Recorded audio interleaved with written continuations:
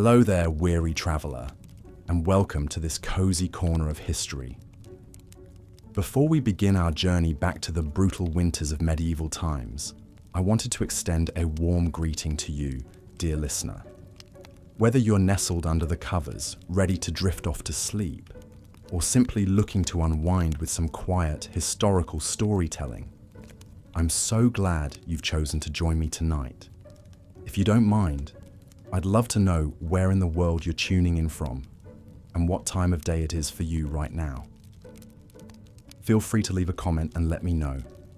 It's always such a delight to see the diverse community of history enthusiasts gathered here. And if you enjoy this style of calm, immersive tales from the past, go ahead and click that subscribe button so you don't miss the next installment. But for now, let's allow the stresses of the modern world to melt away as we travel back to a time long ago when winter's icy grip held far more peril than most of us could imagine. A time when the changing of the seasons brought not just inconvenience, but genuine fear for survival. Picture yourself in the countryside of medieval Europe. The last leaves have long since fallen from the trees, and the sun hangs low on the horizon, its weak rays doing little to warm the biting chill in the air. Frosty fields crunch underfoot as a breeze carries the first few flurries of snow. Winter is coming, and for the people of this age, that means one thing above all: hardship. The cold seeps in slowly at first, but it will linger for long months to come. The landscape will soon be blanketed in white, the rivers and ponds freezing over into gleaming sheets of ice. In a time before central heating and well-insulated homes, the promise of warmth is a distant dream for all but the wealthiest. But of course, it wasn't always like this.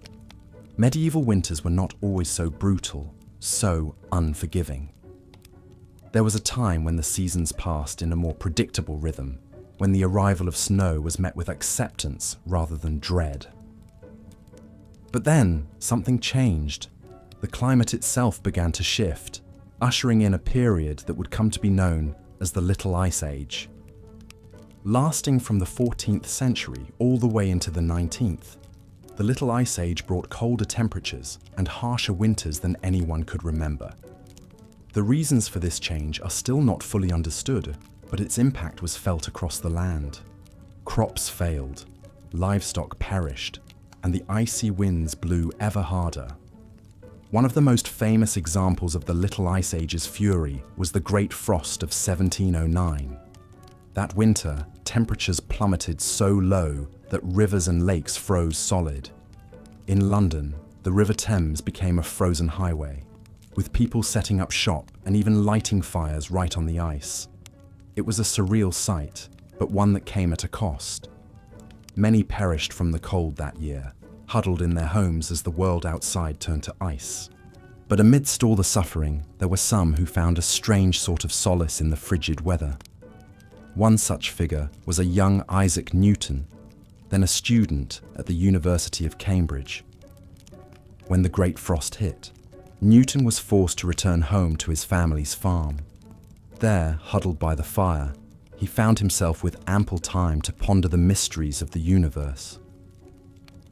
It was during this unexpected break that Newton began to develop some of his most groundbreaking ideas, laying the foundations for his theories on calculus and optics. Who knows what other great minds might have been sparked to brilliance by the quiet isolation of a long, cold winter. It's a reminder that even in the darkest of times, the human spirit has a way of seeking out the light. But for the vast majority of people in medieval times, winter was a season to be endured rather than enjoyed. The rich could afford thick woolen clothing, ample firewood, and well-stocked larders to see them through the lean months. But for the peasants and serfs who made up the bulk of the population, it was a very different story. Imagine waking up each morning in a one-room cottage, the air thick with smoke from the sputtering fire. Your breath mists in front of you as you rise from your straw mattress, careful not to disturb the shivering forms of your family members huddled around you for warmth. The cold seeps in through every crack and crevice, numbing your fingers and toes until they ache. Breakfast, if you're lucky, might be a meager bowl of porridge or some stale bread. The food from the previous harvest is beginning to run low, and you know that the long winter months will only bring more scarcity. The livestock too are suffering, their coats matted with frost as they huddle together in the barn, their breath steaming in the icy air. As the day wears on, you trudge out into the snow to gather what firewood you can. It's backbreaking work, and your hands quickly become raw and chapped from the cold. But you know that without a fire, your family will not survive the night. You think of your children, their small faces pinched with hunger and cold, and you press on. This was the reality for so many in medieval times. A constant battle against the elements, a fight for survival that consumed every waking hour. And yet, even in the face of such hardship, there were moments of resilience and even joy to be found. You see, the medieval world was one deeply attuned to the rhythms of nature. The passing of the seasons was marked not just by changes in the weather, but by a rich tapestry of rituals and celebrations. And so, even in the depths of winter, there were glimmers of light to be found. One such beacon was the midwinter feast of St. Stephen, held each year on December 26th. For a brief moment, the rigid social hierarchies of medieval society were turned on their head, with a peasant or serf being crowned the Lord of Misrule for the day. This lucky individual would preside over a raucous celebration filled with food, drink, and revelry, a rare moment of indulgence in an otherwise austere existence. But perhaps the most enduring symbol of hope in the medieval winter was the simple act of coming together. In a world where survival often depended on the strength of one's community, the bonds of family and friendship took on a profound importance. Imagine, if you will, a small village huddled against the snow. The smoke from the chimneys mingles with the leaden sky, a sign of life amidst the barren landscape. Inside the homes, families crowd together around the hearth, telling stories and sharing what meager scraps of food they have. There is a sense of unity here, a shared sense of purpose in the face of hardship. Neighbors trudge through the snow to check on each other, bringing extra firewood or a pot of stew to those in need. In the flickering firelight, faces are lined with weariness, but also with a quiet determination. They have survived winters past, and they will survive this one too. And so the long, cold months march on, the snow piling higher and the ice growing thicker with each passing day. But even in the darkest depths of winter, there is a glimmer of hope on the horizon. For the people of medieval times knew that no matter how brutal the season, spring would come again. They watched for the first signs with a keen and practiced eye. The slight lengthening of the days, the softening of the earth beneath the snow. And when at last the thaw began, it was celebrated with a joy and reverence that we can scarcely imagine today. Plough Monday marked the official end of the winter season, a day when work in the fields could begin anew.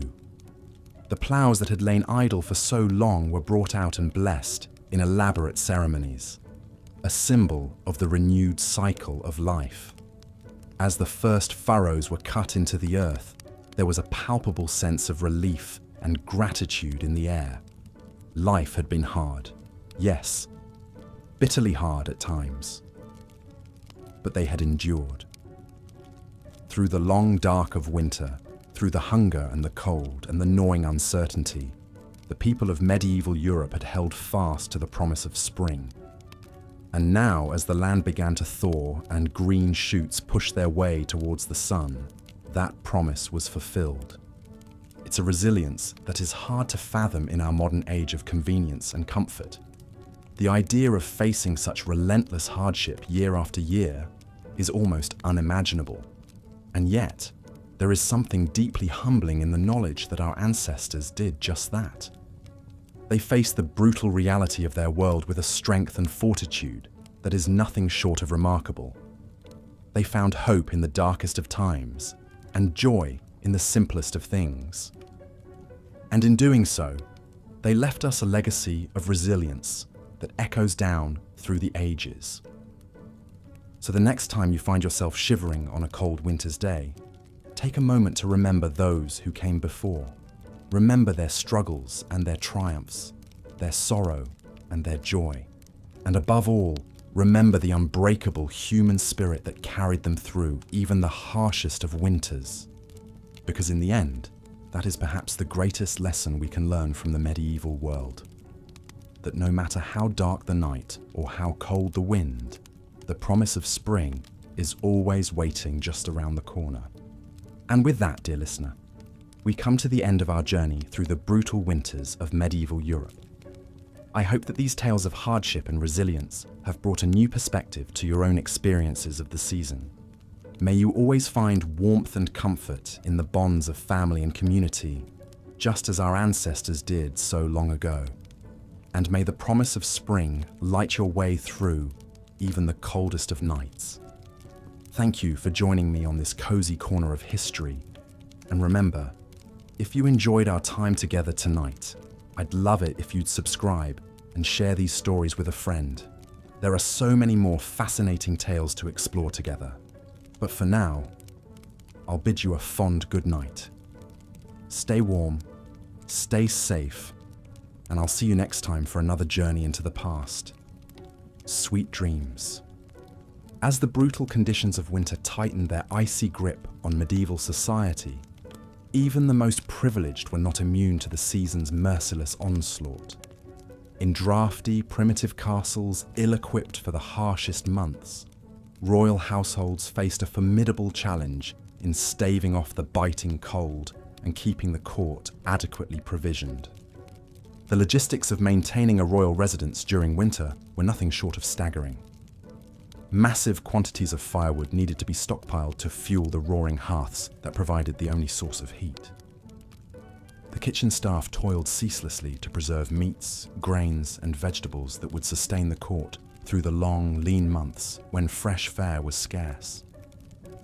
Servitors scrambled to seal every crack and gap to keep out the insidious chill.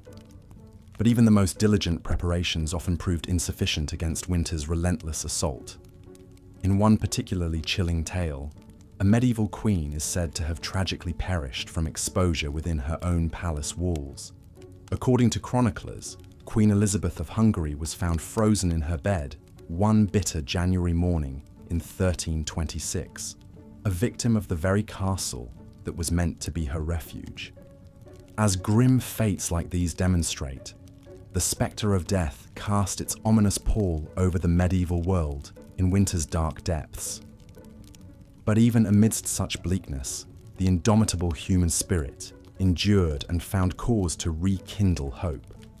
For much of the populace, that faint glimmer came in the form of the Feast of St. Stephen, a cherished midwinter celebration falling on December 26th. This day marked a brief respite from the unending drudgery and privation of peasant life, a rare sanctioned opportunity for revelry and indulgence. Central to the feast was the tradition of misrule, a ceremonial inversion of the normal social order. For this single day, a commoner would be appointed the Lord of Misrule, granted temporary authority to preside over the merriment and issue playful edicts to his betters. However fleeting, this act of Saturnalian license provided a vital pressure valve for the simmering tensions and resentments bred by the oppressive feudal hierarchy. The rigid lines between lord and vassal blurred for one mirth-filled day, where all could partake as equals in the feasting, gaming, and carousing. The sense of community fostered by such celebrations was more than mere diversion. It was a critical survival mechanism. With winter's cruelty threatening to break both body and spirit, the bonds of fellowship and goodwill forged during the Feast of Stephen and similar revelries helped sustain the populace through the leanest times. One chronicle from 1377 recounts the poignant tale of two peasant families, neighbours whose meagre winter stores had been exhausted long before spring's arrival. On the verge of perishing from hunger, they pooled the last of their tattered resources to share a humble meal on the feast of St. Stephen. That gesture of generosity and unity gave them the strength to endure the season's remaining ravages. Such acts of compassion formed the very marrow of medieval society in winter, when a helping hand extended to a frostbitten traveller or an extra log given to a shivering widow could spell the difference between life and death. The grim shared purpose of weathering winter's onslaught together shaped a culture of interdependence that defied the era's often ruthless stratification. But even the warmest expressions of conviviality and fellow feeling inevitably cooled as winter's unrelenting misery stretched on interminably. The Feast of Stephen was but a small flare of light and levity amidst the frozen darkness, a momentary reprieve before the bleak slog of January, February, and March. As stores dwindled, bellies hungered, and the cold crept past the most assiduously stoked hearth, the faint promise of distant spring seemed to fade into impossibility. And yet, year after arduous year, medieval society endured against all odds. Through unimaginable adversity and hardship, they clung to existence, upheld by the grit, fortitude, and fellowship forged in winter's unsparing crucible. As the land lay dormant and the sun retreated, they somehow found within themselves the tenacity to carry on. One can only imagine the flood of profound relief and joy that greeted the first tentative signs of winter's passing. The slight softening of the frigid air, the incremental lengthening of daylight, the hopeful drip of icicles yielding to the sun's strengthening rays. After months of unremitting struggle, the sight of the season's initial lost battles against the forces of light and life must have seemed nothing short of miraculous. For the battle-weary tillers of the earth, no day was more welcome than Plough Monday, the traditional start of the agricultural year. Falling on the first Monday after Epiphany in early January, it heralded the ground's imminent thawing and reawakening. Though the deepest rigours of winter had yet to fully release their stranglehold, the ritual preparations of Plough Monday offered a tangible talisman of hope, an assurance of winter's inevitable loosening and spring's fecund return. One can picture a patchwork of furrowed fields slowly emerging from the receding snows and frosts. The newly harnessed draft teams leaning into the first tentative overturning of the frigid clods.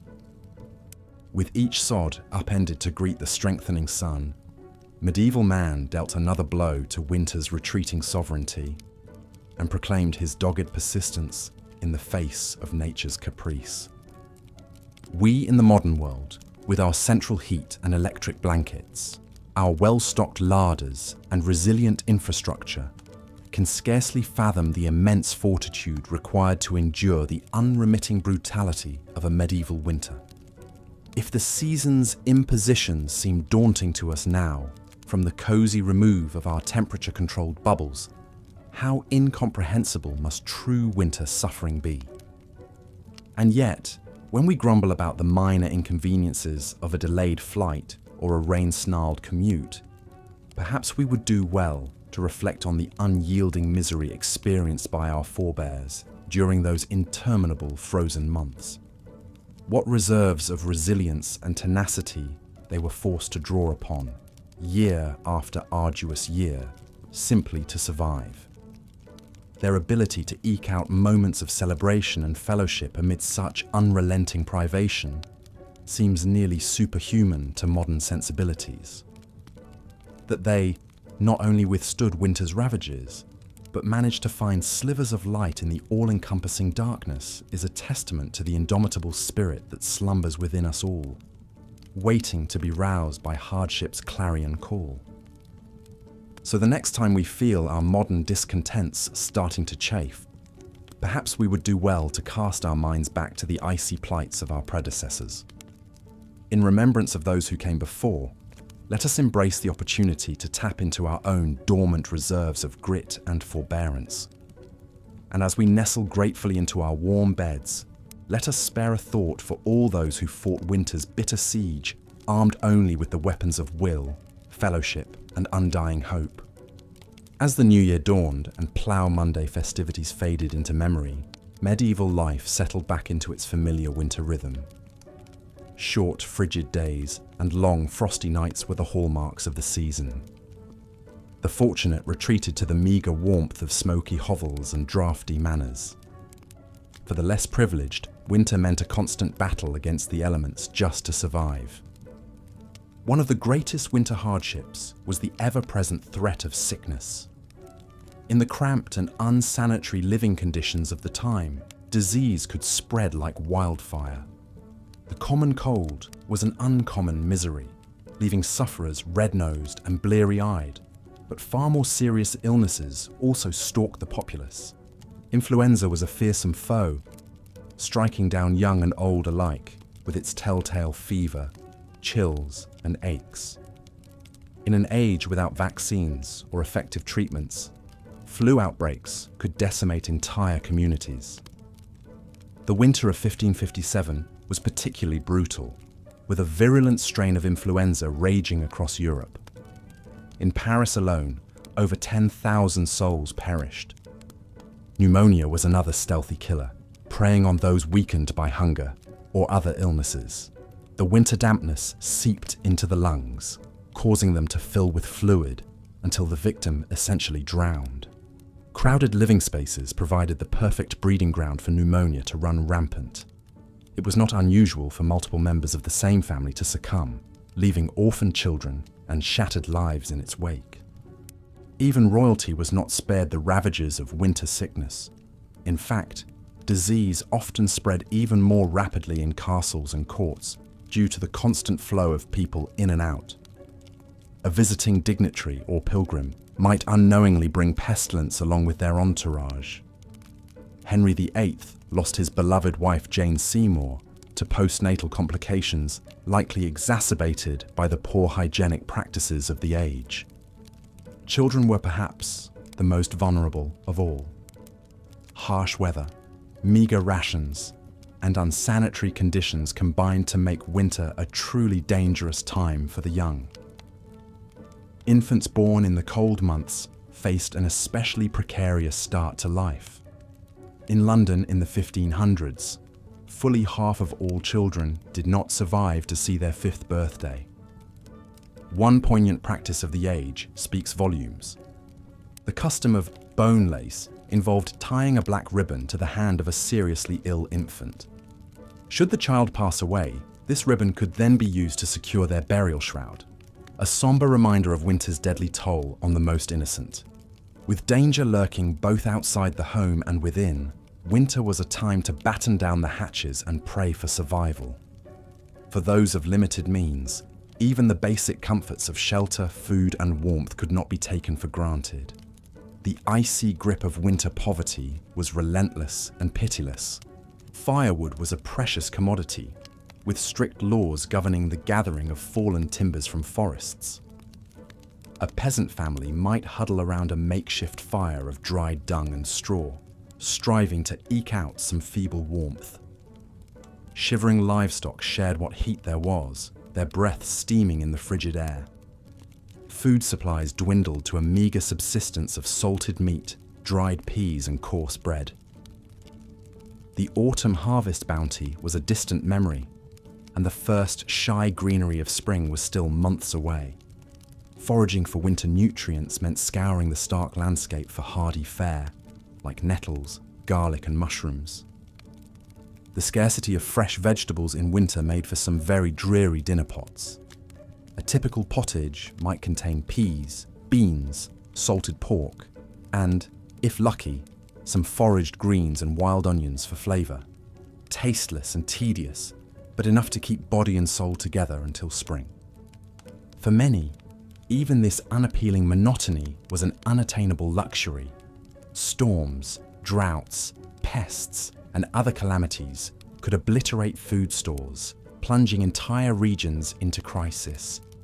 The Great Famine of 1315 was a particularly harrowing time, caused by relentlessly heavy rains that rotted crops in the fields across northern Europe. Contemporary accounts paint a chilling picture of desperate people reduced to eating dogs, horses, and even human flesh in their hunger. Parents were said to have smothered their starving children as an act of mercy. Corpses littered the streets and fields, too numerous for proper burial. Although this famine was remarkable for its severity and scale, localized crop failures and food shortages were an ever-present menace. A medieval winter diet walked a tightrope between subsistence and starvation.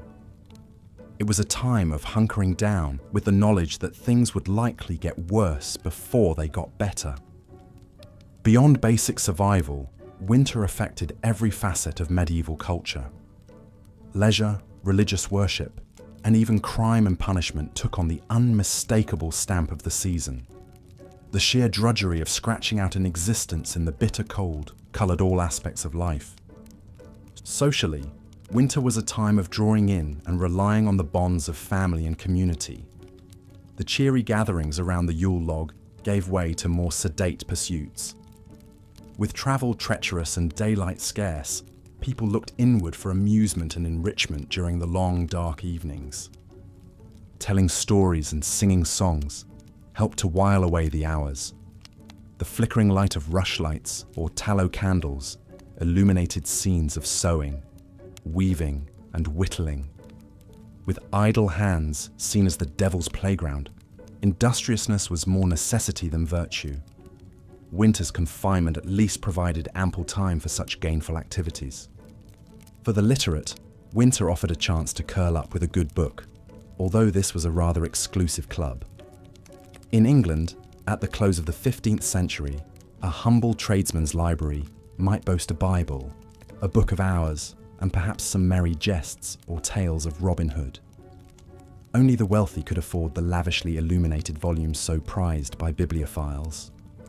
Those who could read often did so aloud for the benefit and entertainment of the whole household.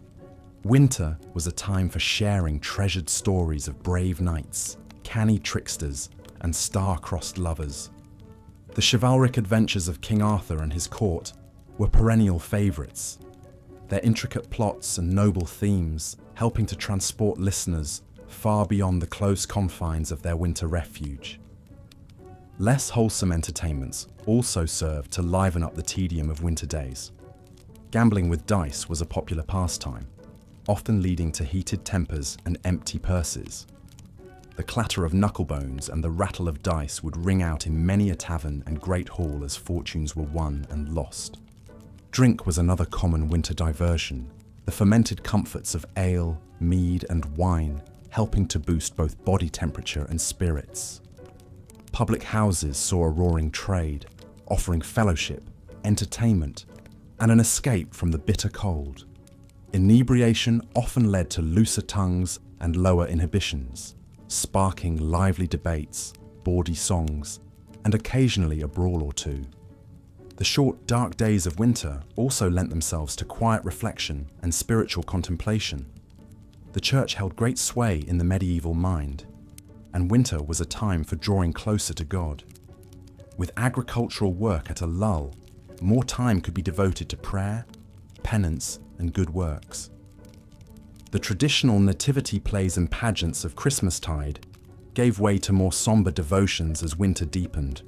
The pious might undertake pilgrimages to holy sites, braving the harsh conditions as a sign of their commitment and devotion. Others spent hours in hushed churches, fingering rosary beads numb with cold and meditating on their eternal soul. Charity was also an important winter value, with almsgiving seen as a Christian duty. The 7 acts of corporal mercy laid out a blueprint for generosity, feeding the hungry, giving drink to the thirsty, sheltering the homeless, clothing the naked, visiting prisoners, comforting the sick, and burying the dead. In a season of scarcity and hardship, small gestures of human kindness could make all the difference. Of course, winter's harshness sometimes brought out the worst in human nature as well. Crime tended to rise as desperation set in and opportunities for theft increased. With people spending more time indoors in close quarters, tempers often frayed, leading to a spike in assaults and other violent crimes. The medieval justice system was ill-equipped to deal with this seasonal surge in lawlessness. Trials were often delayed until the weather improved, leaving the accused to languish in dank and overcrowded jails. Punishments could be harsh, with fines, floggings, and even executions meted out to those found guilty.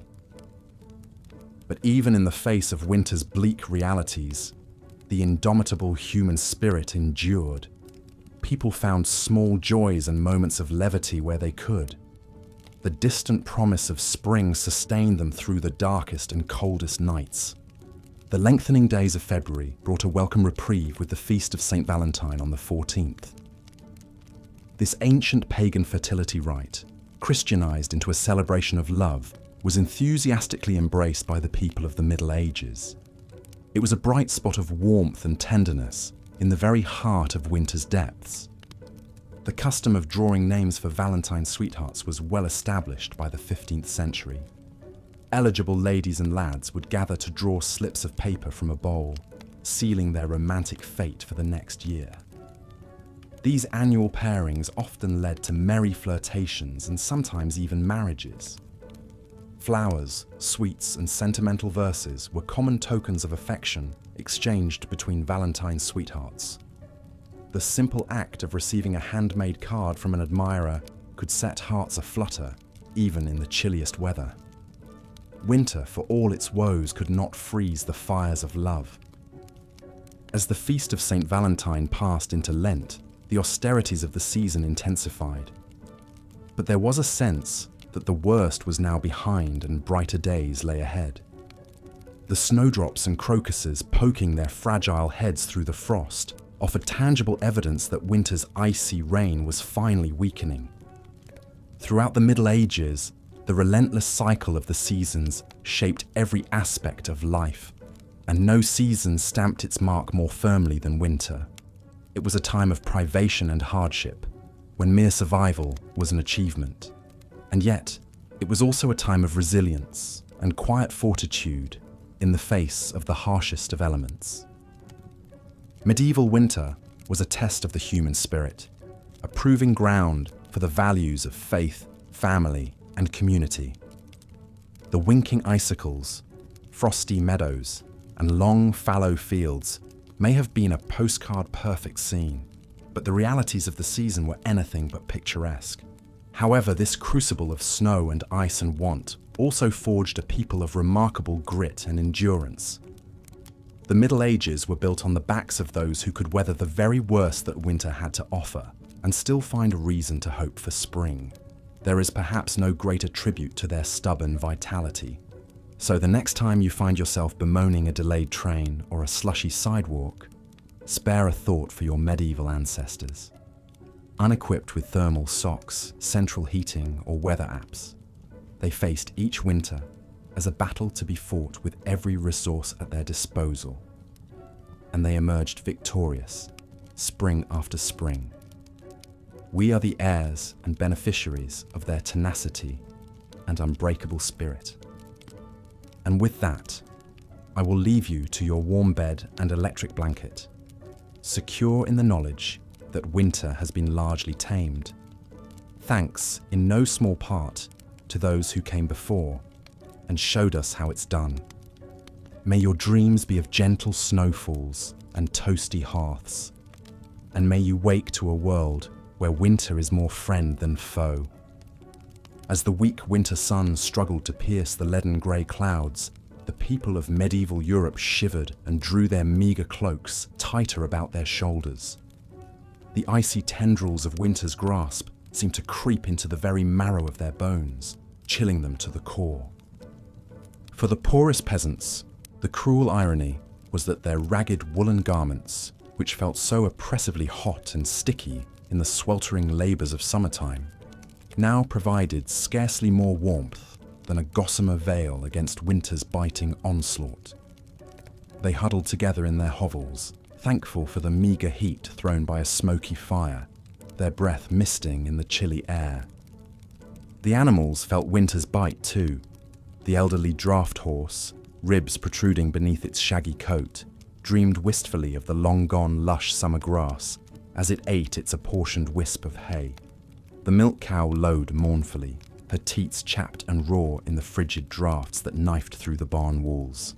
Even the wily barn cats looked a bit less haughty, their usual disdain blunted by the gnawing in their bellies and the frost on their whiskers.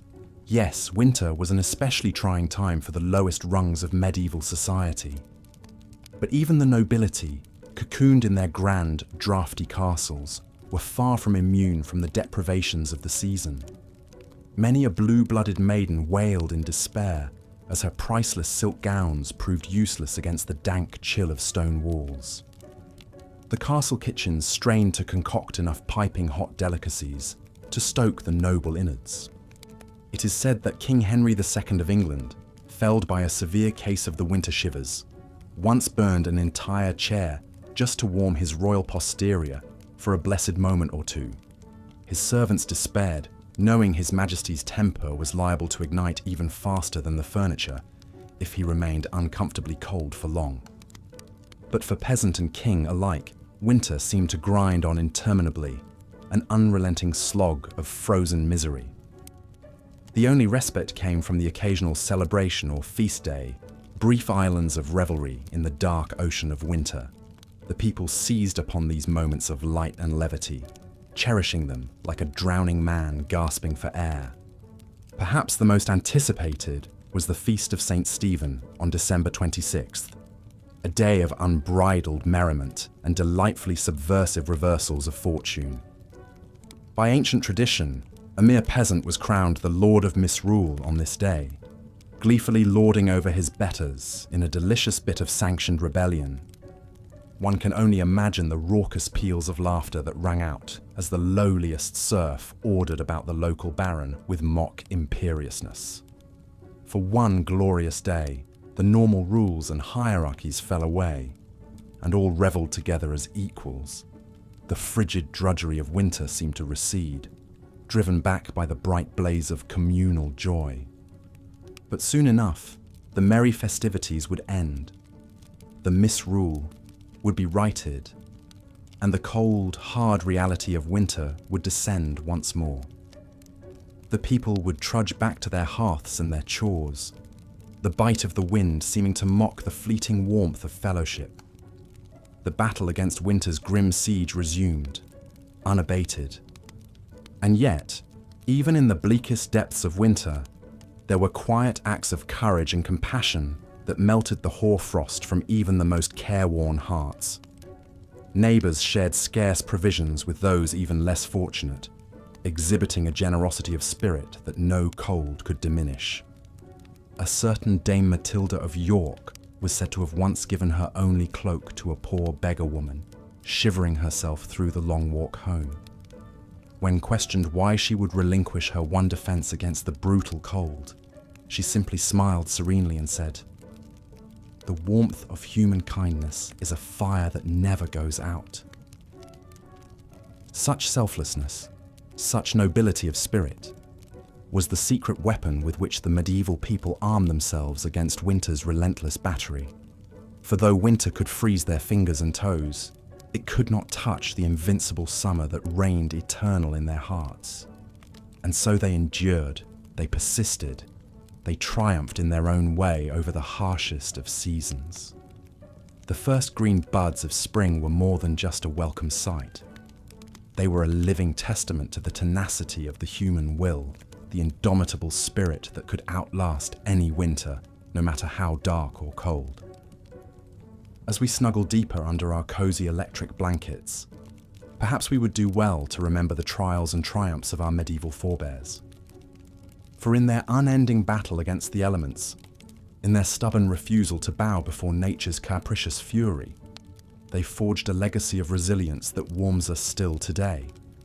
The chill winds of winter may still moan outside our windows, but we can draw strength from the knowledge that if they could brave the brutal cold with naught but a cloak and their unquenchable human spirit, well, then surely we can survive until spring arrives once more.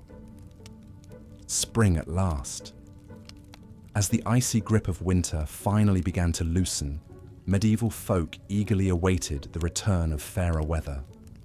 They had endured months of bitter cold, huddling in cramped quarters, stomachs growling from meager winter rations. But now, as the sun lingered a bit longer in the sky each day, glinting off the melting snow, there was cause for celebration. Across the land, people emerged from their winter cocoons, blinking in the bright spring light like bears stumbling out from hibernation. Children burst out of their homes, delighting in the feel of fresh breezes on their faces, instead of the stinging bite of winter wind. With giddy laughter, they ran through the squelching mud, marveling at the first brave crocuses poking their petals through the thawing ground. In the fields, farmers eagerly awaited Plough Monday, the traditional start of the agricultural year. Occurring on the first Monday after Epiphany, it marked the moment when the ground had softened enough for ploughing to begin. Draft horses and oxen would be hitched to ploughs and paraded through the village streets, decked out in garlands and brightly coloured ribbons. Church bells pealed joyously as the procession passed, a festive start to the growing season ahead.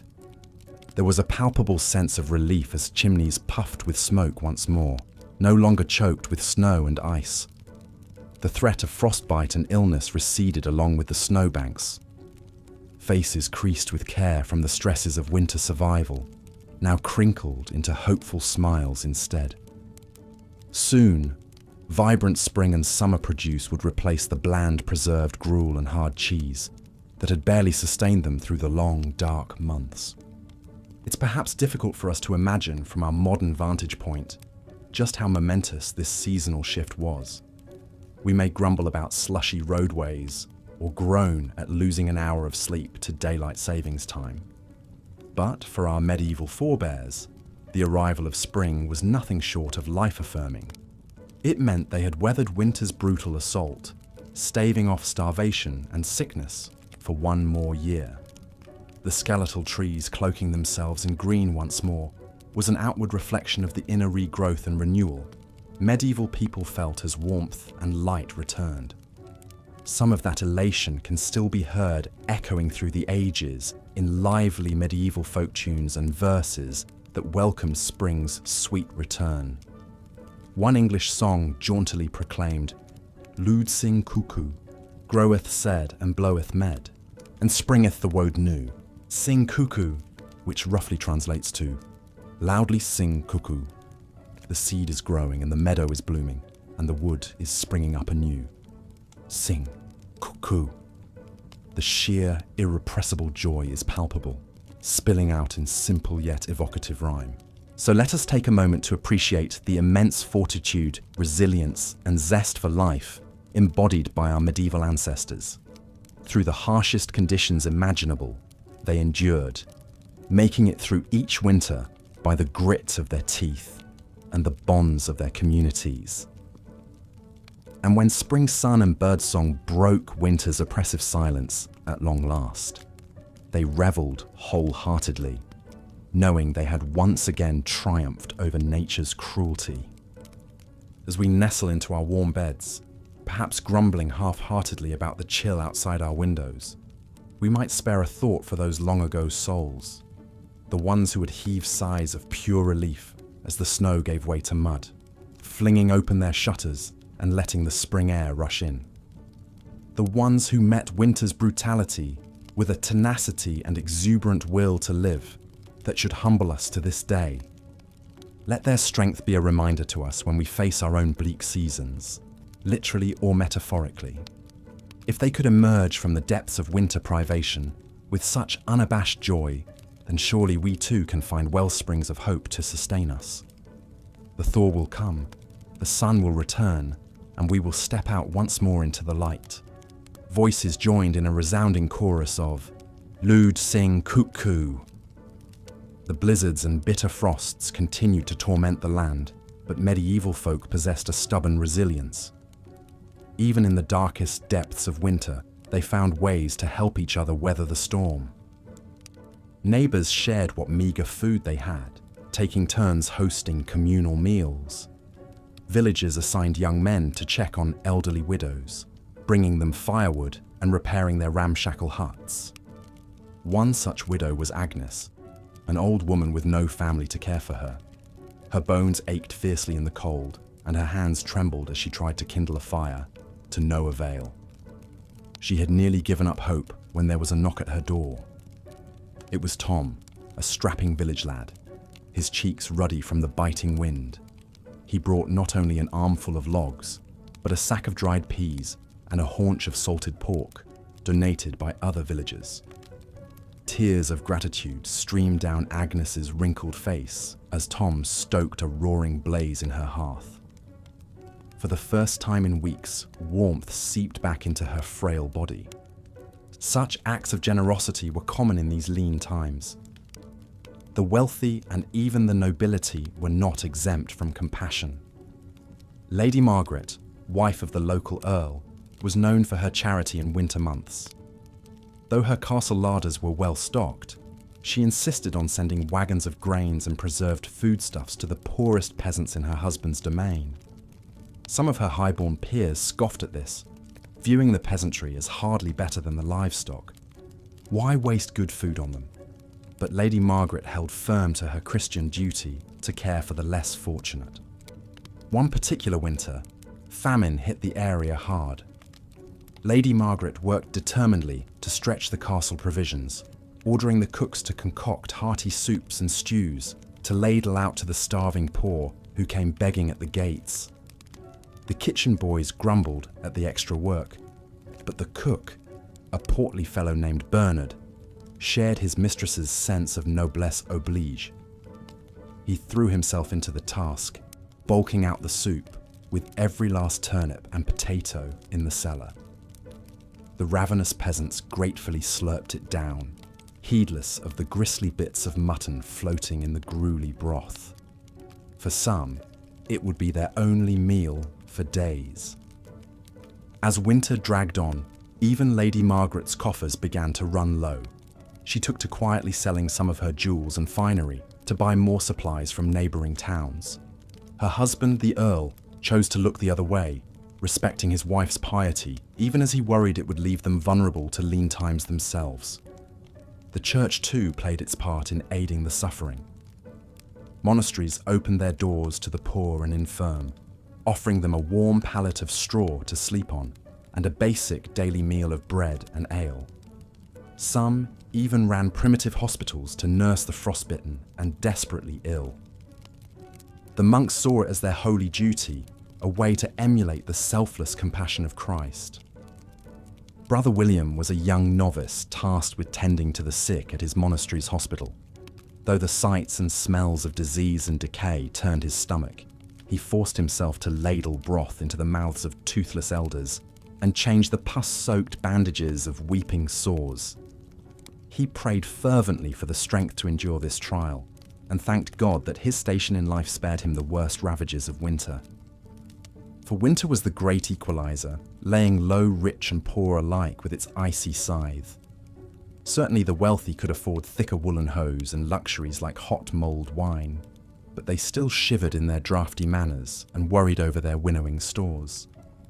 And death came for them too, in the form of winter-borne disease.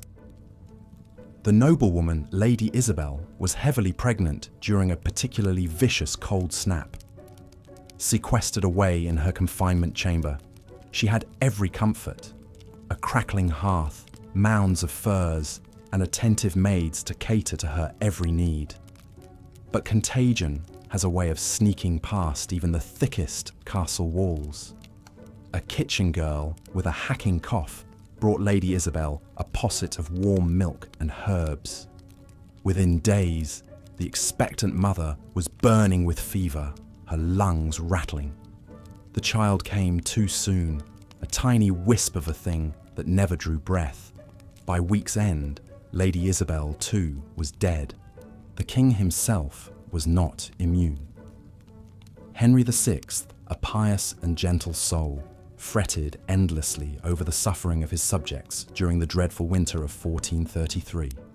The royal physicians prescribed him a tonic of cinnamon and ginger to ward off the cold humours, but still he sank into a deep melancholy, unable to warm his hands, even when thrust practically into the roaring hearth. Some whispered it was God's punishment for Henry's weakness as a ruler. In truth, seasonal depression was an affliction that could strike any man, from mightiest king to lowliest serf.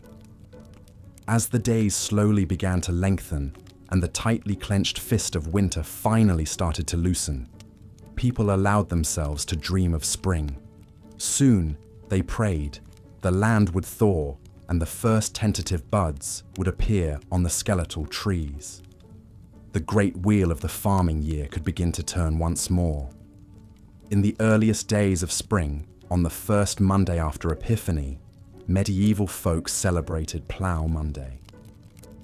This was when the first symbolic furrow would be cut into the frost-spangled earth, a hopeful portent of the crops to come. Village men blackened their faces with soot for luck and paraded through the muddy lanes with their ploughshare held high, singing bawdy songs to wake the slumbering soil. Afterward, there was dancing and hearty food, and much quaffing of ale. It was a promise, a covenant, that the dark days of winter were passing, and brighter tomorrows lay ahead. The same eternal cycle played out at all levels of society. In the great halls of dukes and countesses, minstrels struck up a merry tune, and couples leapt into a lively carol dance, flush with the optimism of a new year.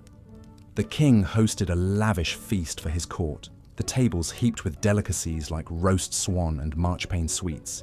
Even the lowly peasant Giles and his brood felt a weight lift from their shoulders as they ventured out to their humble plot.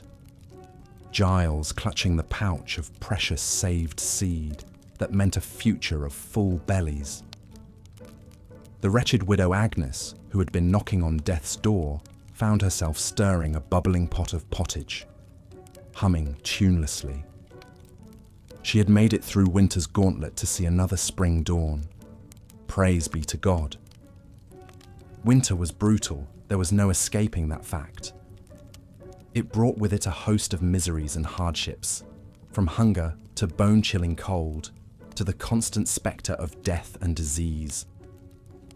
But it was also a time when the true resilience and communal spirit of medieval people shone through.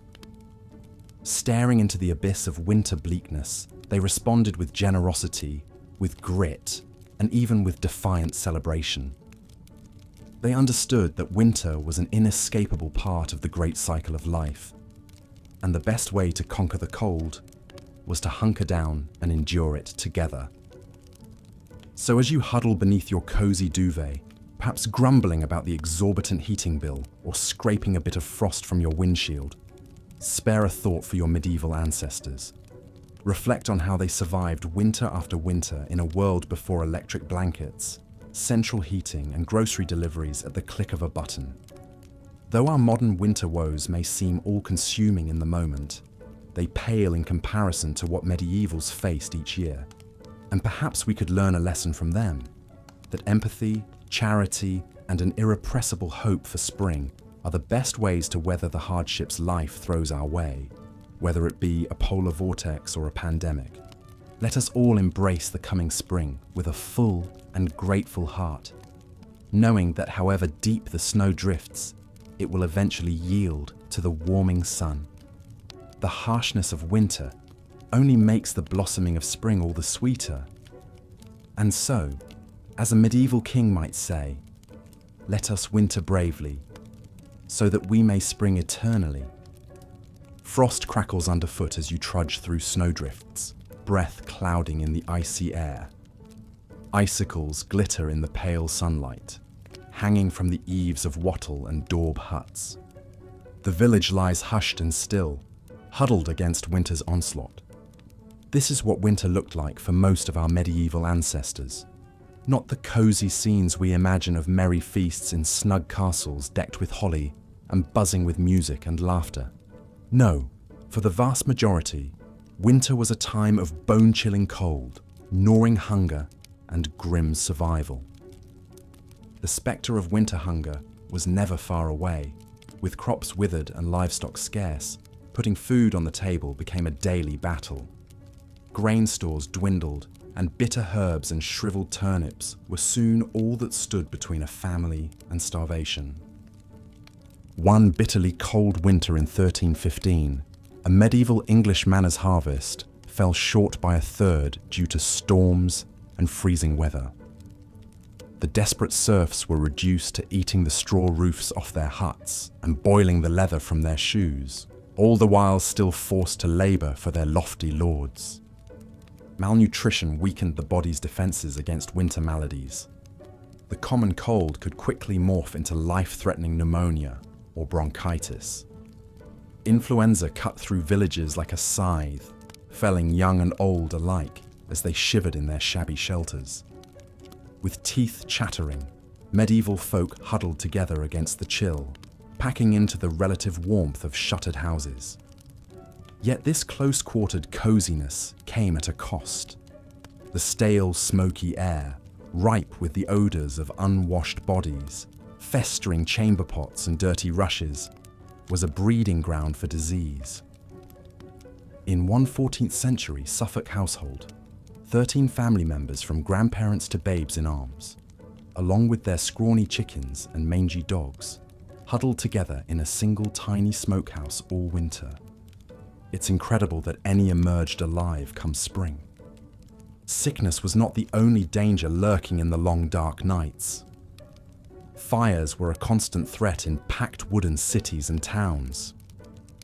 One misdirected spark could swiftly grow into a furious blaze, hungrily devouring tightly clustered buildings and snuffing out lives.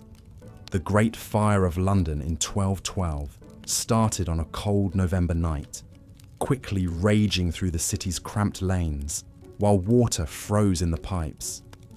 An estimated 3,000 huddling Londoners perished in the flames, and many more were left homeless in winter's icy grip.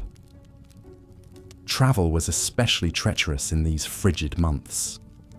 Roads dissolved into muddy quagmires, while blizzards obscured the way with blinding flurries.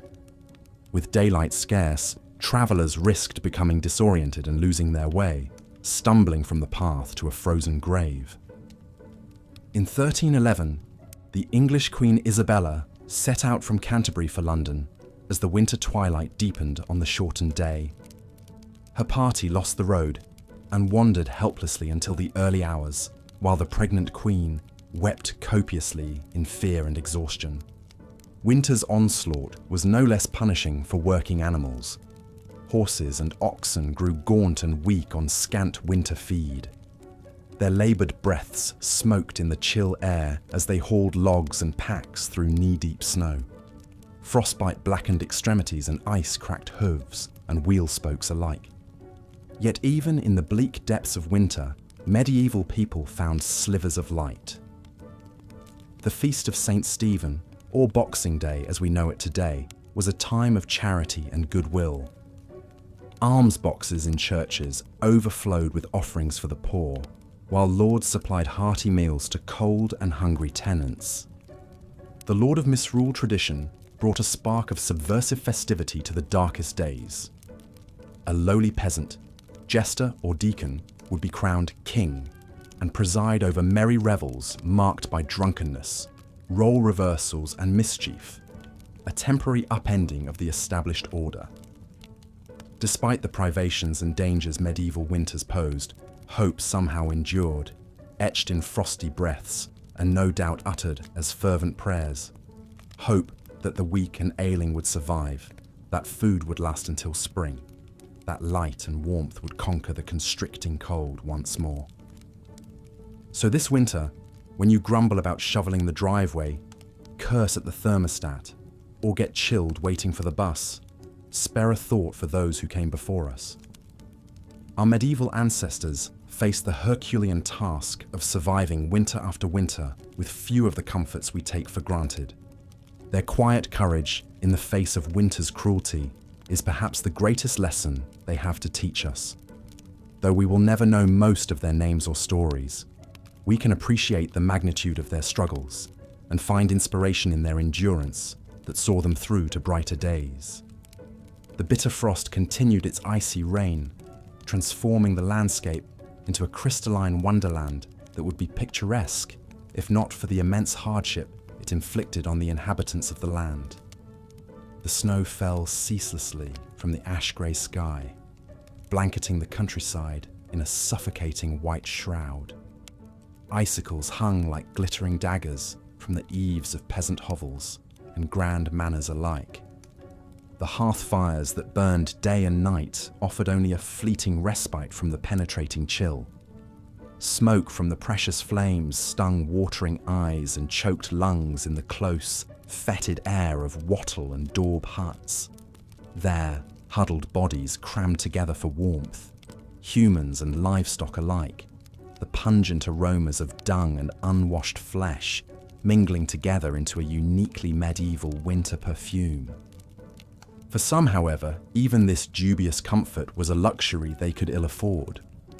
Scant food stores stretched precariously thin, and bellies rumbled with the persistent pangs of hunger. Many of the poorest subsisted on little more than coarse bread and thin gruel, praying they would survive to see the spring. The spectre of famine lingered in every home, from lowly serf to high lord.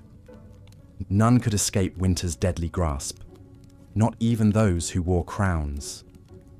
In draughty stone castles that seemed to inhale the cold and exhale an unrelenting damp, rulers shivered beneath mountains of furs. Royal households required vast amounts of firewood and provender to ride out the long winter months. Woe to the kingdom whose sovereign failed to plan ahead. According to one account, a medieval Bohemian princess perished from the cold in her bedchamber. Her demise, a chilling reminder that wealth and status offered only partial protection from the elements. But for a peasant family, the loss of a loved one to winter's icy scythe was all too common, an occurrence as cruel as it was predictable. Disease added to the season's prodigious death toll. Agues and fevers spread like wildfire through communities weakened by malnutrition and close quarters. The stale, smoky air of hovels and the ubiquitous filth made the lungs more vulnerable to infection. Medieval physicians, their useless treatments, often rooted more in superstition than science, could do little. The roads, treacherous with snowdrifts and black ice, compounded the winter's woes. Only the desperate or the foolhardy ventured far from the meagre comfort of their homes in the darkest months. Travel for any distance was an ordeal to be undertaken at one's peril. Peddlers' carts remained idle, depriving isolated villages of needed goods. Tithes and taxes went uncollected, to the vexation of liege lords and clergy. And woe to the army that had to mount a campaign over snow-choked roads, their supply lines stretched taut and fraying in the frigid weather. The winter of 1407 saw one of the Middle Ages' most astonishing military feats, born of this brutal necessity for wintry warfare. The redoubtable Welsh rebel leader, Owain Glyndwr, faced off against the superior forces of future King Henry V in the high mountain passes. Glyndwr's men, accustomed to harsh conditions, drew the English into a trap amid the blinding blizzard. Hapless in their heavy armour, the English ranks broke and fled, with many perishing from exposure. Glyndwr's stunning victory, won as much by the winter as by Welsh martial prowess, lives on in legend to this day. The winters of medieval Europe were often marked by devastating famines that claimed countless lives. When the cold lingered and spring planting was delayed, food shortages quickly followed. The infamous Great Famine of 1315 to 1317 was sparked by an unusually wet and chilly spring that rotted seedlings in the ground. Successive crop failures over the next 2 years plunged much of the continent into starvation. In England, the price of bread skyrocketed to 20 times the normal cost. The poor resorted to eating grass, roots, even the bark off trees. Desperate bands of scavengers dug up graves to cannibalize the dead. It's estimated 10 to 25% of the population of cities like Ypres and Bruges in modern-day Belgium perished. In the French town of Tournai, a citizen wrote in his diary that the poor were eating dogs, horses, and other unclean things. The misery was compounded by crime and disease, as malnourished citizens turned to theft and violence to survive. One heart-rending account from the St. Mary's Abbey Chronicles relates the fate of a starving woman imprisoned for stealing a loaf of bread. The woman was pregnant and starving, but the baker would give her no bread, so she stole a loaf and was caught. The judges would not pardon her, so she was hanged. As she died, the infant fell from her womb before the eyes of the people. The child lay bloody and screaming on the ground, but no one wanted to touch or rescue it, and the baby soon died where it fell. The famine finally eased in 1318 when the weather turned favourable again and crops began to grow. But the spectre of starvation stalked the land every winter, ready to reap a grim harvest at the slightest adversity. For medieval people, winter was always a time of gnawing unease, if not outright terror, as they prayed their meagre food stores would last until spring. Malnutrition weakened the populace and left them vulnerable to disease. The close, unsanitary living conditions of winter led to frequent outbreaks of infections like influenza, dysentery, and pneumonia. Respiratory illnesses especially took a heavy toll, spread by coughing in stale, smoky air as people huddled around fires. Something as simple as a winter cold could quickly turn deadly in the Middle Ages. Even the doctors of the era were of little help, relying on dubious treatments like bleeding and purging with laxatives to restore the balance of a patient's humours. The Emperor Charlemagne allegedly died of pleurisy in the bitter winter of 814, after his doctors treated him with poultices and unguents to no avail. Many historians believe the Black Death of the 14th century spread so quickly because malnourished citizens packed together in winter quarters had little resistance to the disease. The 1348 to 1349 outbreak killed a staggering 30 to 60% of Europe's population. One poignant tale comes from Pistoia, Italy, where a man named Ser Luca wrote to his brother Franceschino describing the devastation. "I am sick at heart and can barely bring myself to write, for things here go from bad to worse. Many are dead, and many more are dying. Shops are closed, taverns deserted. One passes down streets without meeting a soul. Wails of grief echo from houses where death has struck. The stench of rot rises from mass graves. I fear our city may soon be empty of life entirely. I beg you, stay where you are and pray for us unceasingly." As the plague raged, entire villages were wiped out. The suffering was compounded by the trauma of hasty mass burials in frigid ground and sick people expelled to die alone in the snow for fear of contagion. The devastating losses of the Black Death left deep psychological scars and forever altered the medieval world. Winter was an especially dreaded time for the elderly, young children, and expectant mothers. Without the benefits of modern medicine, these vulnerable populations frequently succumbed to cold, disease, or malnourishment. It's estimated that in some medieval societies, up to 20 to 30% of infants died within their first year of life, many during the harsh winter months. Complications of pregnancy and childbirth, exacerbated by poor diet and chilly conditions, claimed the lives of countless mothers and babies. The perils of winter childbirth are illustrated by the sad tale of Matilda, the 12-year-old daughter of King Henry I of England. In the winter of 1120, Matilda was aboard a ship called the White Ship, sailing from France to England. The ship hit a rock and quickly sank, sending Matilda and hundreds of other passengers into the frigid waters of the English Channel. Matilda nearly escaped drowning by getting into a small rescue boat, but then cried out for her half-brother William, who was still in the water. When the boat rowed back to get William, so many desperate people tried to climb in that it capsized, casting Matilda back into the cold waves. The king's young daughter, pregnant with her first child, perished along with the rest. Her grief-stricken father was said to have fainted dead away at the news and never smiled again for the rest of his life. The very old and very young were always in peril during the bleak winters of the Middle Ages. If they managed to survive disease and starvation, they still might freeze to death in their sleep. The medieval poem, Sir Gawain and the Green Knight, contains a chilling, no pun intended, description of the elderly King Arthur shivering beneath his robes in a draughty castle hall, so cold his teeth chattered as he spoke. Without the insulating ice caps and glaciers we have today, winters in the Middle Ages were accompanied by raging snowstorms and devastating floods.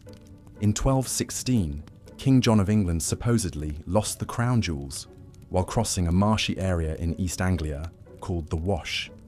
Fleeing enemies in rebellion against his rule, John's baggage train was swallowed up by a surging high tide, whipped up by fierce gales.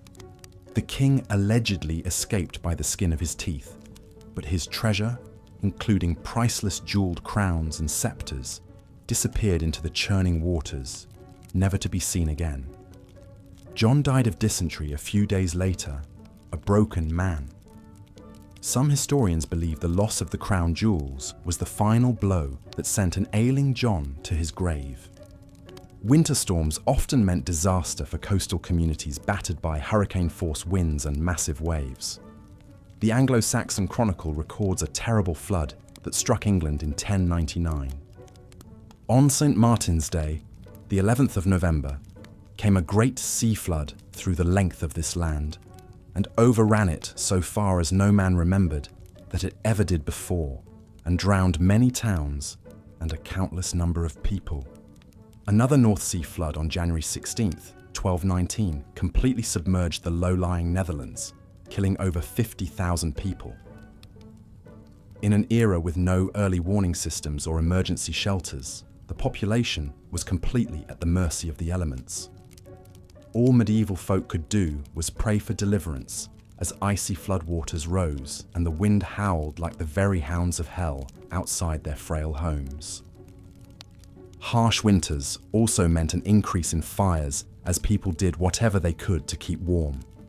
The Anglo-Saxon Chronicle again gives a chilling account of a deadly London blaze in 1132.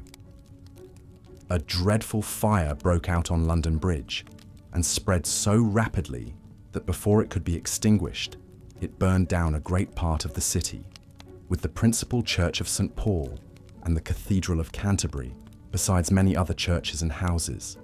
The force of the wind and the violence of the flames carried burning rafters and sheets of lead from the roofs an extraordinary distance. With most buildings made of timber and tightly crammed together, it's no wonder medieval cities were such tinderboxes. A stray spark or overturned candle could ignite an unstoppable inferno, especially when gale-force winter winds whipped the flames into a frenzy. People fled through narrow, twisting streets as their homes burned behind them, often with little more than the clothes on their backs. There are countless tragic stories of families separated in the chaos, children trampled, and people trapped and burned alive.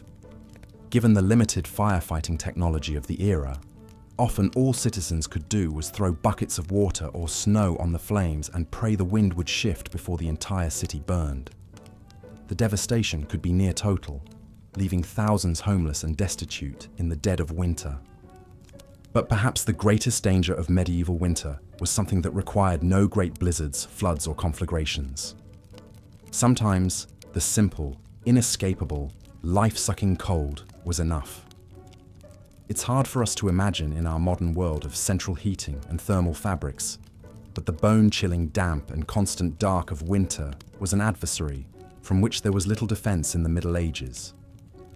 With only smoky fires and piles of furs to ward off the chill, winter cold sank deep into the bones of medieval people. Arthritis and rheumatism were common afflictions, the pain growing worse with every passing year. Extremities slowly went numb, then black with frostbite. Pneumonia and influenza ran rampant in close quarters. The cold seemed to seep into the very soul, sapping all energy and vitality. the 6th century British monk Gildas paints a grim picture in his work, On the Ruin of Britain. The nights are long and dark, the days dreary and chill. The air bites with malice, the icy blasts cut to the bone. All is blanketed in snow and frost. It is a time of great suffering for man and beast alike, when all the earth seems dead and frozen, locked in the clutches of a frigid hell. For the elderly and frail especially, winter was a time of dread, marked by a hopeless feeling that the warmth might never return. People piled on every article of clothing and huddled together for warmth, but still the cold crept in. Fires sputtered and died in the damp, leaving only plumes of acrid smoke that stung the eyes and choked the throat. Coughs and sniffles echoed in the darkness, interspersed with the groans of the sick and dying. The cold kept its icy grip round the clock, turning exhalations to frost and numbing appendages. It seemed to reach icy fingers into the chest, squeezing the breath and congealing the blood. Even the young and healthy moved as if through deep water, sluggish and yielding. There was no escaping winter's clutches in the Middle Ages, no Florida vacations or cozy electric blankets to take the edge off. The cold was a constant, merciless companion, sapping precious energy needed for survival.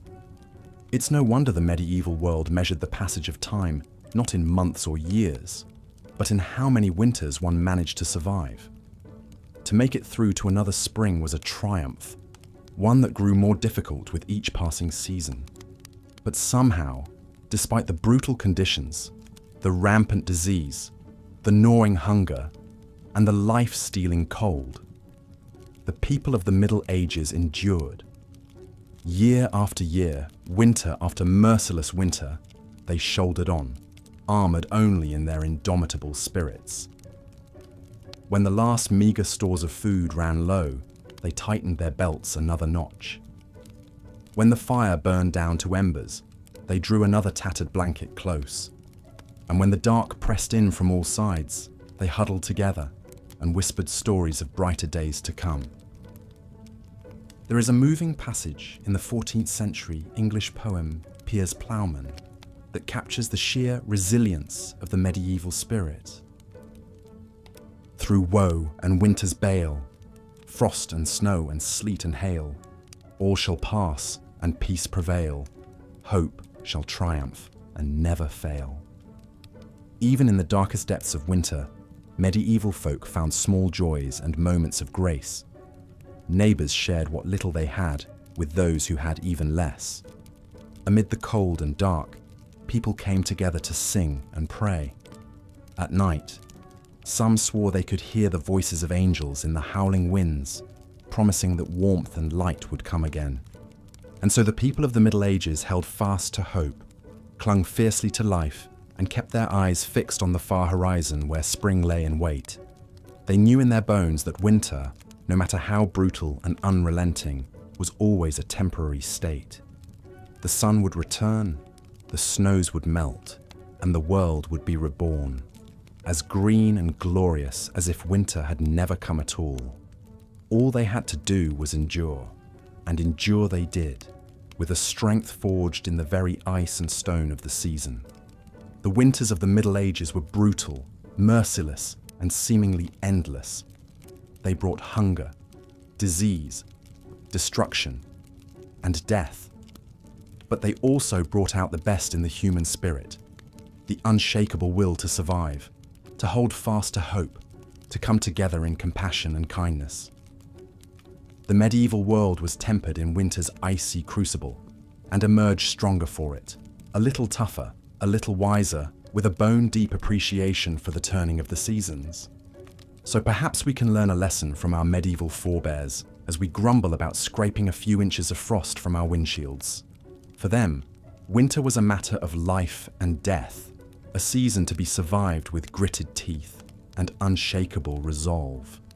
And survive they did, passing down to us their tales of a winter's wrath and the invincible power of the human spirit.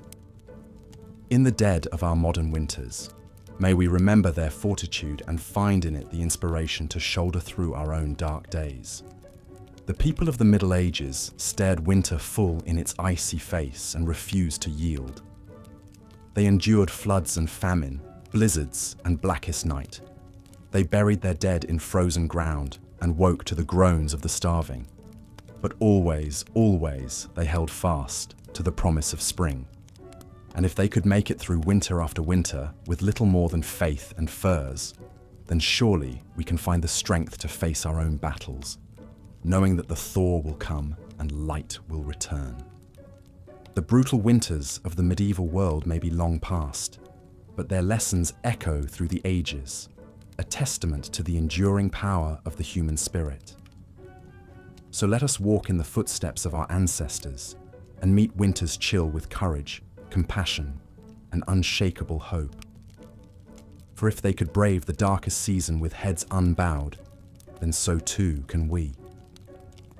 Winter is coming, but spring, as the medieval world knew so well, is never far behind. As the chilling winds howled across the frozen landscape, medieval folks gathered round the flickering light of the hearth fire. Huddled together for precious warmth, they shared tales of winters past, those harsh and unforgiving seasons that tested the mettle of even the hardiest souls. In humble cottages and grand manor houses alike, the sting of winter's icy breath knew no bounds. Drafty shutters and thin thatched roofs offered scant protection against the relentless cold. From peasants to princes, all felt the bite of Jack Frost nipping at their noses and numbing their extremities. But some were fortunate enough to have a roaring hearth around which to cluster. The crackle of the flames and the aroma of smoke offered small comfort against winter's onslaught. In the castles of the highborn, great hall fireplaces consumed prodigious quantities of wood, attended by shivering servants whose labours never ceased. But even the mightiest noble shuddered to venture beyond the fire's glow, for winter's chill had a way of penetrating even the thickest stone walls and richest furs. For those of low birth, the season brought an especially grim and arduous struggle for survival. Their rough-hewn hovels boasted precious little in the way of creature comforts. Meagre rations of peat or wood scavenged from the forest barely fed the spluttering hearth. Families crammed together in squalid quarters, sharing body heat and breathing air thick with smoke and the fetid stench of unwashed humanity. It was a bleak existence, to be sure, and yet even in the face of such privations, there were moments of cheer to be found. The glow of communal fires in the village square drew folks out of their hovels, if only for a short respite. Gathered round the leaping flames, neighbours exchanged jests and jibes, stories and songs. For a fleeting time, the cruel realities of winter seemed distant indeed. Young lovers stole secret kisses, their ardour undimmed by the cold. Children shrieked with delight as they scampered and slid across frozen ponds. Even the elderly felt the weight of their years lift for a spell, transported back to the carefree winters of their youth. Such interludes of merriment were all the more precious for their rarity. Winter's onslaught was relentless and unforgiving. Thoughts soon turned to empty bellies and the gnawing hunger that was the constant companion of the poor. Dreams of spring's bounty seemed a cruel mockery as fields lay barren beneath a blanket of snow. The spectre of famine loomed large in these lean times. A failed harvest could spell doom for entire villages. Many a mother watched in anguish as her child's cheeks grew gaunt and their eyes dulled with the hollow stare of starvation. The cruel calculus of scarcity bred a special kind of desperation. Tales abounded of the depraved lengths to which some would go to fill their bellies, unnatural acts that haunted the nightmares of pious folk, and hunger was not the only scourge to stalk the land. Winter's chill breath bred a host of maladies that preyed upon the weakened populace. The hacking cough of pneumonia echoed through many a hovel as loved ones looked on helplessly. The pox and flux raged unchecked, decimating entire families. The very old and very young were especially vulnerable. their frail bodies ill-equipped to weather winter's ravages. But perhaps the greatest cruelty was reserved for those forced to venture out into the teeth of winter's fury. Travelers risked life and limb on treacherous, ice-slicked roads. Many a hapless wayfarer met their doom, swallowed up by swirling blizzards or plummeting into deep snowdrifts. Their frozen corpses would not be discovered until the spring thaw, a grim reminder of winter's lethal power. Even the valiant knights, those stout warriors of the realm, were not immune to winter's depredations. Clad in their heavy armor, they made easy prey for the bone-chilling cold that crept into every chink and rivet. Numb hands made clumsy by frozen gauntlets fumbled with sword and shield. Once mighty chargers floundered in the deep snowdrifts as icicles formed on their heaving flanks. Great and small alike cursed the name of winter. In the halls of power, the crown weighed heavy on royal brows furrowed with care. For even a monarch could not decree the seasons to reverse their inexorable turn. The cost of keeping the court supplied with provender and firewood was staggering. Royal treasuries groaned beneath the strain as grasping merchants reaped handsome profits from the king's largesse.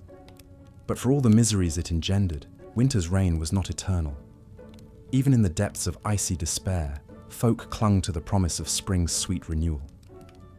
The joyous feast of Stephen offered a welcome reprieve from winter's woes. For one raucous day, the world turned upside down as a lowly peasant assumed the mantle of the Lord of Misrule. Drunken revelry and bawdy songs lifted spirits and lightened hearts. Laughter, that balm for the careworn soul, echoed through the frost-bitten land. In the fullness of time, winter's gelid grip began to loosen. Icicles dripped from the eaves as the strengthening sun worked its subtle magic. Snowdrops and crocuses pushed their way through the softening earth, delicate harbingers of winter's retreat. The land stirred with new life, shaking off the torpid slumber of the frozen months. Hearts lifted and voices raised in joyful celebration. The Feast of the Plough marked the triumphant return of spring's verdant splendor. Sleek oxen dragged gleaming plowshares through rich, dark earth as the cycle of planting and renewal began anew. The lean times of winter soon faded into memory as fields rippled with the green and golden bounty of the land. Looking back across the centuries, we marvel at the fortitude of our medieval forebears. Year after pitiless year, they endured winter's cruelties with a stoicism born of necessity. Their strength of spirit and unbreakable bonds of community were the secret of their survival. In the face of unimaginable hardship, they found pockets of hope and moments of shared humanity. So the next time we grumble about the inconvenience of a delayed flight or the indignity of slushy streets, let us pause and reflect. Our modern winter woes are but a shadow of what once was. In the tapestry of human history, the icy trials of the Middle Ages loom large. They serve as a reminder of our species' remarkable resilience and the preciousness of a warm hearth and a full belly. As we drift off to slumber, let us spare a thought for those who came before. In our dreams, perhaps we will catch a glimpse of their world, a harsher, crueler world than our own, and yet one in which the indomitable human spirit shone all the brighter for the darkness that surrounded it. Good night, and sweet dreams of gentle spring breezes to come. As the bitter chill of winter descended once more upon the weary lands of medieval Europe, for the poor peasants who scraped out a meager living from the soil, the very warmth and light seemed to retreat from the world, replaced by a deep aching cold that penetrated to the bone. With little more than rags on their backs and scant food in their bellies, they could do naught but shiver and suffer in their draughty hovels as the cruel winds howled just beyond their walls. The fortunate few with fireplaces and stores of wood might huddle together for warmth in the flickering glow, but for most, The only comfort was the shared body heat of family and livestock packed in close quarters, the fetid stench of unwashed bodies mingling with the steam of cattle breath. One can only imagine the coughs, the fevers, the agonizing aches that must have plagued them in the damp and crowded squalor. It's a wonder any emerged alive on the other side of winter's interminable reign. But even the highest-born nobles, for all their thick furs and grand feasts, were not immune to the icy grasp of the season. Great medieval castles, with their soaring stone walls and cavernous halls, became like vast refrigerators in wintertime. The chill seeped up from the floors and down from the ceilings until it saturated the very air, defying even the mightiest of blazing hearths to banish it. There are tales of royal winter woes to make one shudder in sympathy. In the 15th century, Queen Elizabeth Woodville, consort of King Edward IV of England, was said to have actually frozen to death in her own chambers one uncommonly frigid night.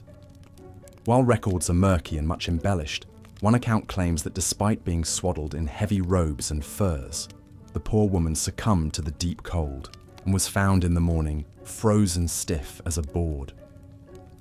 Whether the story is true or not, it certainly illustrates the perilous nature of winter for even the most privileged. Kings and queens might avoid the gnawing hunger and squalid conditions of their low-born subjects, but in some ways the hazards of the season were a great equalizer. After all, royals could no more command the elements than they could live without air. The chill found its way into even the most luxurious of medieval bedchambers. And so, as the days grew shorter and the nights ever darker and more frigid, the whole of medieval society braced itself for the annual onslaught of winter's wrath. From the lowliest crofter to the loftiest lord, a sense of grim endurance seemed to settle upon the populace, a knowledge that the only way out was through. Stores of grains and salted meats were checked and rechecked, every scrap of wood and kindling jealously hoarded, and heavy woolen garments donned in stoic anticipation. The only spark of levity and hope in the whole bleak affair came with the Christmas festivities surrounding the Feast of St. Stephen on December 26th. For a few merry days, the normal social order was gleefully upended as a lord of misrule was appointed from among the peasantry to preside over a bawdy array of feasts, dances, games, and general mischief. With bellies full of ale and wine, faces flushed from the press of bodies, and the exertions of revelry, the common folk could, for a brief shining moment, forget the long privations of winter and revel in the joys of life and community. One can imagine the scenes of boisterous celebration erupting in halls and public squares across the land, the raucous laughter, the wheezing of reed pipes and fiddles, as the people capered about in a whirling kaleidoscope of colour and mirth. For once, serf and nobleman mingled freely, the usual lines of class and station erased in the spirit of goodwill and fellowship. The lord of misrule, perhaps a puffed-up young peasant lad with stars in his eyes, issued grandiose proclamations and ridiculous decrees to the delight of all. It must have been a heady thing, that burst of misrule and saturnalia amid the bleakness. But as with all things, the festive season was but a temporary respite, the eye of the storm.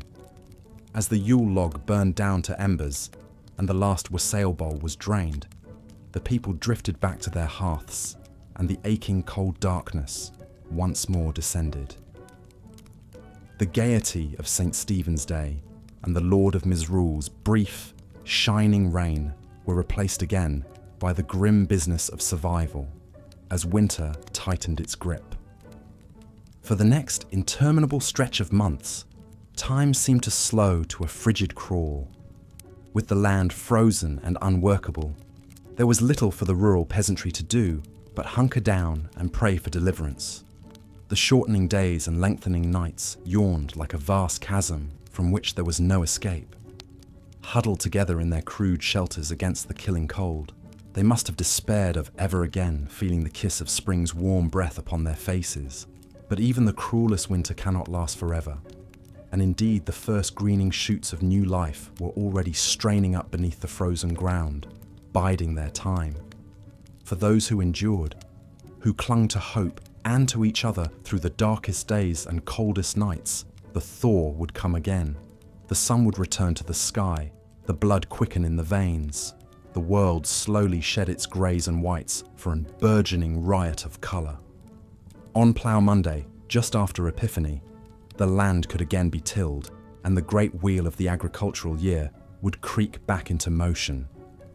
The people would emerge, blinking, into the pale but gathering light of spring, leaner and deeply tired but alive and glad of it. Fields would be furrowed, seeds planted, flocks driven out to graze on new grass, and the whole merry dance of life would begin anew. But that was yet to come. For now, the cruel heart of winter beat on, and the people of the Middle Ages steeled themselves once more to weather its icy reign. They drew what comfort they could from their rough woolen cloaks, their smoky hovels, their scant stores of food so diligently laid by, but most of all from each other. In a world so beset by hardship and peril, where the very season seemed intent on crushing the life from their bones, they endured as they always had, together. Lords and peasants, young and old, shivering and hoping beneath the same leaden winter sky, waiting for the spring that must someday come. And so they hunkered down in the darkness and the cold, listening to the mournful howl of the wind and the groaning of the ice, spinning what tales and weaving what dreams they could to, while away the long winter nights. Perhaps they imagined a future where the winters were kinder, the hearths warmer, the bellies fuller. A world their shivering hands and frozen bones might build for the generations to come. Or perhaps they simply held fast to what scraps of light and hope they could muster in the moment, knowing that even the longest winter must someday yield to spring. In the face of such brutal conditions, the strength of the human spirit to endure and keep faith in brighter days ahead is truly a marvel. One cannot help but feel a swell of admiration for the fortitude of our medieval forebears, who faced each bitter winter as an indomitable foe and emerged, year after year, to greet the spring on the other side. Let us then tip our hats to those long ago lords and peasants, who suffered much and yet endured still more. In our modern world of central heating and on-demand grocery deliveries, it can be easy to forget the hardships they faced as a matter of course. But as we drift off to sleep in our warm beds, perhaps we can spare a thought for those huddled medieval masses and marvel at the strength that carried them through winter after winter, waiting for the light's return. In a world so often cold and dark, such enduring hope and resilience is a fire that cannot be quenched, burning on from their distant hovels to our own night-swaddled rooms. May we keep that flame alive in our hearts, come what winter may. As the long winter months dragged on, medieval folk looked forward to any opportunity to lift their spirits and foster a sense of community and goodwill amidst the hardships. One such beacon of hope was the Feast of St. Stephen, celebrated each year on December 26th. Though the origins of this midwinter celebration are somewhat obscure, by the Middle Ages it had become a cherished tradition across much of Europe. After the solemn religious observances of Christmas Day, St. Stephen's Day was a time for merrymaking, feasting, and the playful reversal of normal social roles. Central to the festivities was the custom of misrule, where a peasant or commoner would be appointed Lord of Misrule for the day and granted the power to command their social superiors.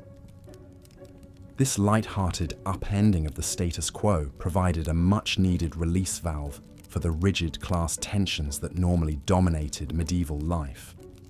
The Lord of Misrule presided over a topsy-turvy day of revelry, leading raucous processions through the streets, initiating mischievous pranks, and decreeing that everyone from lords to labourers should make merry together.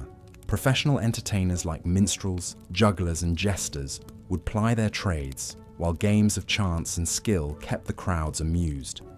Bawdy, comedic sketches called mummers' plays were performed, reenacting tales from legend and folklore in broad, exaggerated strokes. Mock jousts and farcical court proceedings induced peals of laughter, a welcome respite from the grim realities of winter life. Of course, no medieval celebration was complete without a hearty feast. On St. Stephen's Day, the Lord of Misrule could insist that the wealthy provide food and drink for the whole community, a charitable gesture that fostered goodwill and fellowship among all. Roasted meats were the centerpiece of the feast, from geese and capons to the traditional roast boar's head, marched in with great fanfare. Mincemeat pies, heavy with dried fruit and spices, offered a sweet treat, while the wassail bowl flowed freely, the warm spiced cider bolstering everyone's spirits.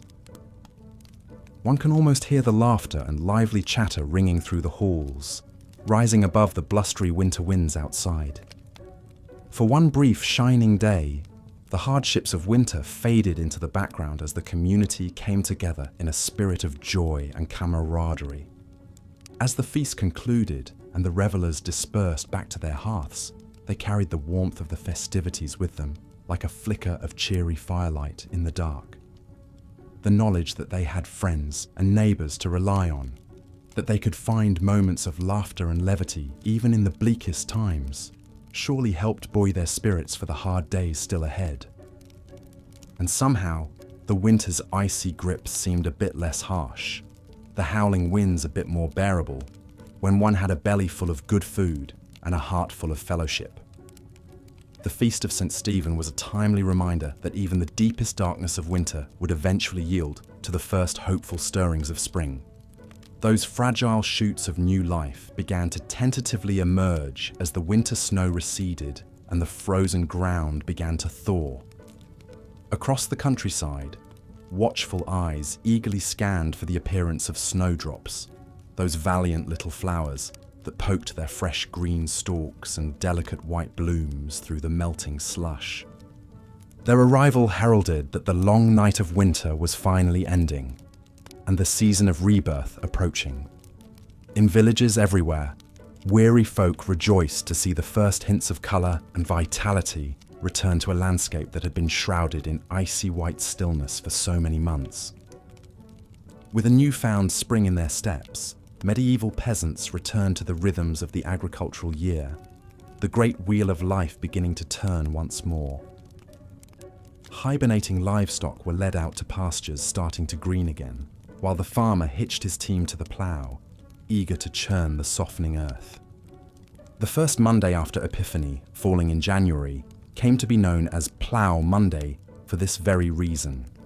It marked the moment when the land could be worked again after the winter freeze, inaugurating the labours of a new farming season. Ploughs that had been stored away for the winter months were hauled out and blessed in joyful Plough Monday processions through the fields, while ploughmen went from door to door collecting food, ale, and small coins, all in anticipation of the work and harvest to come. One can picture a weather-beaten village huddled around their communal plot, faces turned gratefully towards a sky, brightening into a paler shade of blue. With hoes and digging sticks in hand, they prepare to sink the first hopeful seeds into the receptive soil, an act of faith that spring would conquer winter in due time. Among them is the wizened old grandmother, a child clutching each gnarled hand as she shows them how to plant the peas, just as her own grandmother once taught her many long springs ago. The smaller child giggles with delight as a rotund earthworm wriggles free from the dirt, while the older solemnly pushes each seed into its waiting hollow. It was moments like this, where knowledge passed from old to young and growth bloomed anew, that made all the privations of winter worthwhile. The warm smile crinkling the grandmother's eyes holds the promise that the dark days have passed and life is returning to the land once more. As the seeds nestle into their earthen beds and the strengthening sun begins to coax green shoots from the ground, the spectre of winter finally releases its icy hold and slides away. The pall of cold and death that hung for so long eases, replaced by a spirit of hope and renewal carried on spring's gentle breezes. Looking back from our modern vantage point, it is sobering to reflect on the immense fortitude and resilience it must have taken to endure the brutal medieval winters year after year. With none of the amenities and comforts we often take for granted, their very survival through to spring was a feat worthy of marvel. And yet, in the midst of unimaginable hardship, medieval people still managed to find cause for hope, joy, and celebration. The warmth of community, the promise of spring, the restorative power of laughter and fellowship. These were the lights that guided them through winter's darkest depths. Perhaps, as we snuggle deeper under our cozy comforters, cozily insulated from the cold, we could spare a thought for our long-ago ancestors. The next time the winter wind rattles our windows and we grumble at the chill, we might pause and smile wryly, recognizing that our winter woes likely pale in comparison to what they faced year after year, century upon century. And as we drift off to sleep, we can carry the knowledge that we too possess an ember of that same invincible summer that burned in the hearts of medieval folk. The assurance that spring always returns and life goes on, no matter how dark the winter night.